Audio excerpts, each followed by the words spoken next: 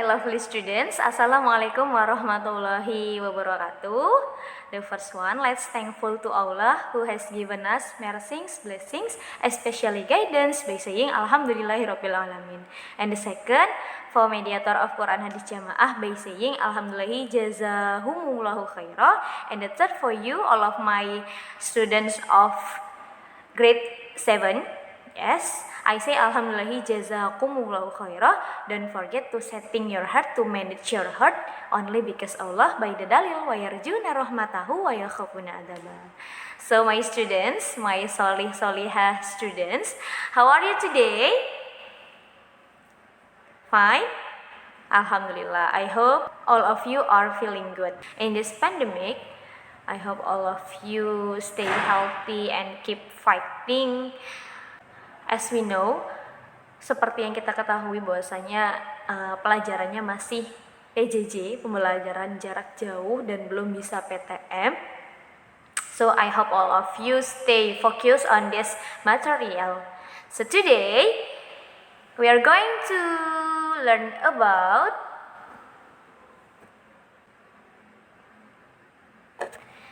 this chapter 5 is people around me. On your handbook at page 59. Di buku paket kamu itu halaman 59. The title is People Around Me by Us April. So, people around me ini apa sih Us? Jadi people around me ini dalam bahasa Indonesia yaitu orang-orang di sekitar kita. Siapa aja sih orang-orang di sekitar kita? Ya termasuk keluarga, ayah, ibu, kakak, adik, seperti itu kan? Next. For the first, I will explain about how is our goals today. Apa sih tujuan kita hari ini? In this unit, we will learn to. Jadi, di unit ini, di chapter ini kita akan mempelajari the first, identify kinship terms, yang artinya mengidentifikasi istilah kekerabatan. And the second, describe our family. Jadi menjelaskan keluarga kita. And the third, tell about occupations. Menceritakan tentang pekerjaan. Next, use the simple present tense. Menggunakan simple present tense. Jadi tenses itu ada 16 ya. Kalau kamu lihat di kamus, di bagian pertengahannya itu ada tulisannya tenses. Nah, tenses yang pertama itu adalah simple present tense yang bentuknya di masa sekarang. And then use singular and plural forms of countable nouns. Yang dalam bahasa Indonesia menggunakan bentuk tunggal dan jamak dari kata benda yang dapat dihitung. Jadi singular itu tunggal sedangkan plural itu jamak. For the first, we're going to this. Nah, sini ada istilah-istilah.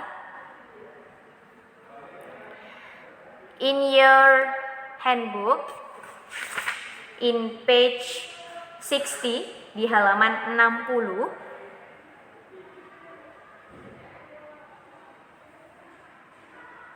well, listen and repeat. Dengarkan dan ulangi. Us akan membaca one by one, satu persatu. Nanti sama Soli, anak-anak Us semuanya untuk follow me, untuk mengikuti. The first, father, yang artinya ayah. Mother, artinya ibu. Brother, kakak laki-laki. Sister, kakak perempuan. Daughter, artinya anak perempuan. Son, artinya anak laki-laki. Next, brother-in-law, artinya kakak ipar tapi yang laki-laki. Next, sister-in-law. Sister-in-law artinya kakak ipar yang perempuan. Father-in-law artinya ayah mertua. Next, mother-in-law. Mother-in-law artinya ibu mertua. Next, grandfather. Grandfather. Bahasa Indonesianya yaitu kakek. Next, grandmother. Grandmother artinya yaitu nenek. Next, granddaughter. Granddaughter artinya cucu perempuan. Next, grandson. Grandson artinya cucu laki-laki. Next, nephew. Nephew yaitu keponakan laki-laki. Niece. Niece. Niece artinya keponakan perempuan. Next, aunt. Kalau biasanya auntie gitu ya. Aunt artinya bibi. Next, uncle. Uncle artinya paman. Wife. Wife artinya istri. Husband. Husband dalam bahasa Indonesia yaitu suami. Dan terakhir, cousin. Cousin artinya sepupu. Okay, that is our family. Father, mother, brother, sister, daughter, and etc. Next, well, my students, there are family tree on your book page 61, halaman 61. Write down the names based on the following family tree. Jadi instruksinya kita diminta untuk menuliskan nama-nama istilah yang ada sesuai dengan pohon keluarganya. Start from Charles and Anita. Charles, Anita as father and mother. Sebagai ayah dan ibunya.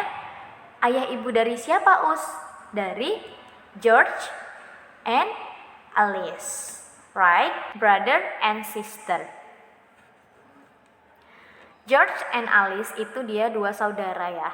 Jadi George itu sebagai brothernya, sebagai kakak laki-lakinya, dan Alice itu sebagai kakak perempuan atau saudara perempuan.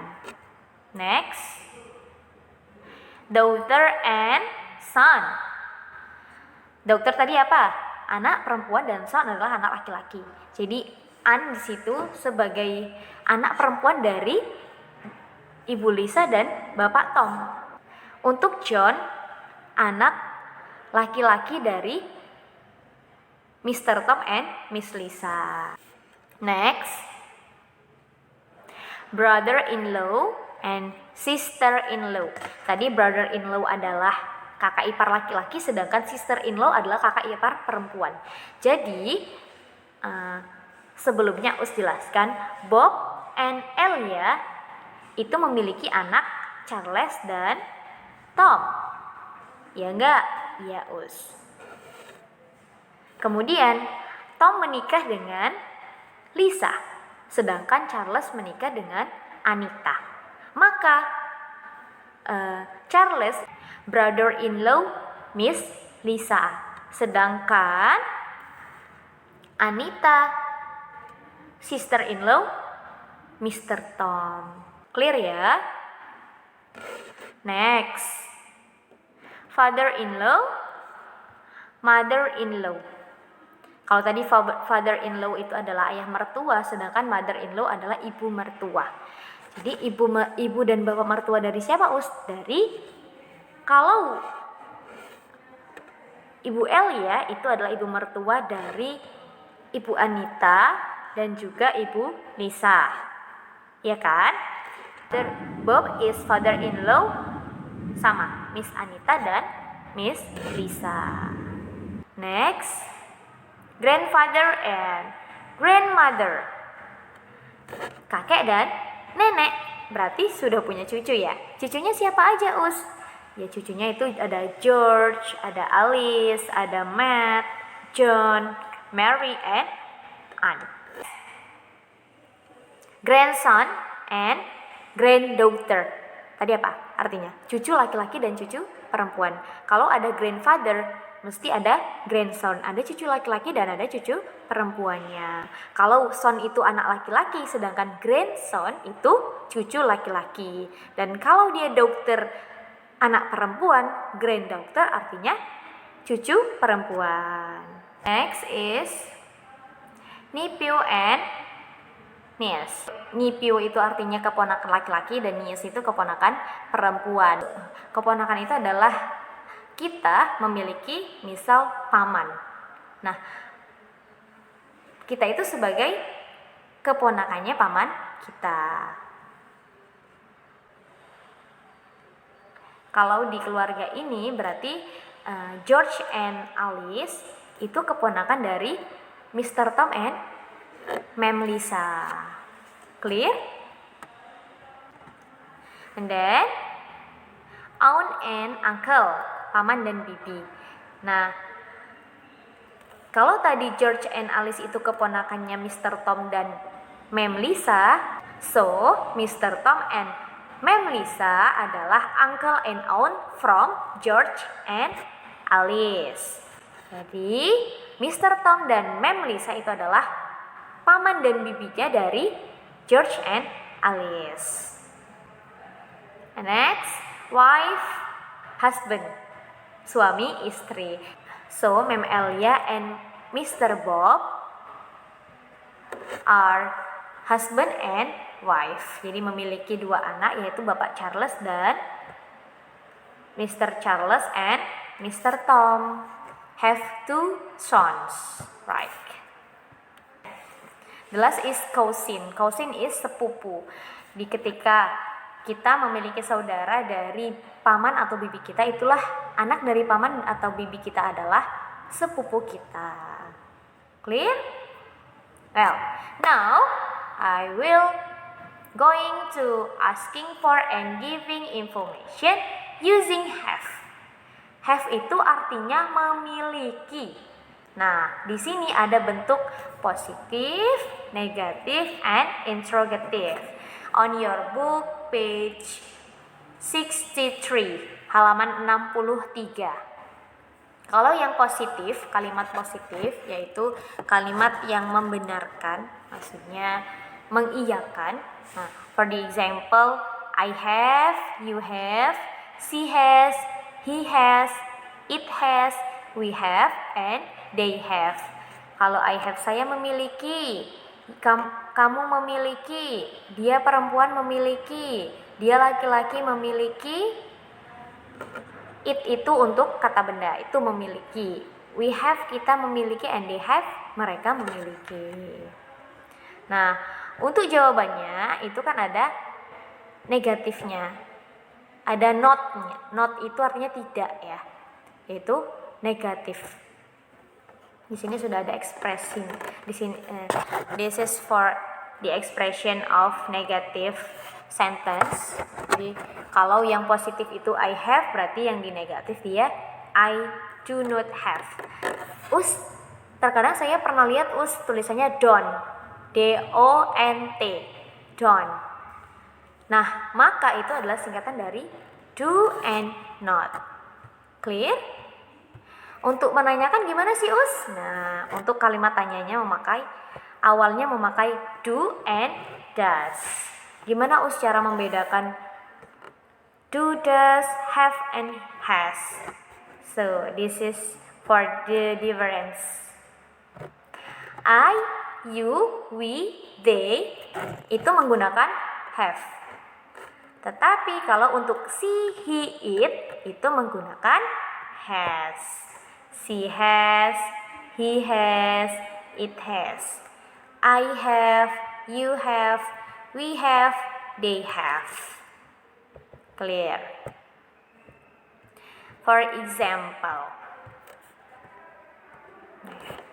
Q for question and A answer, pertanyaan dan jawaban.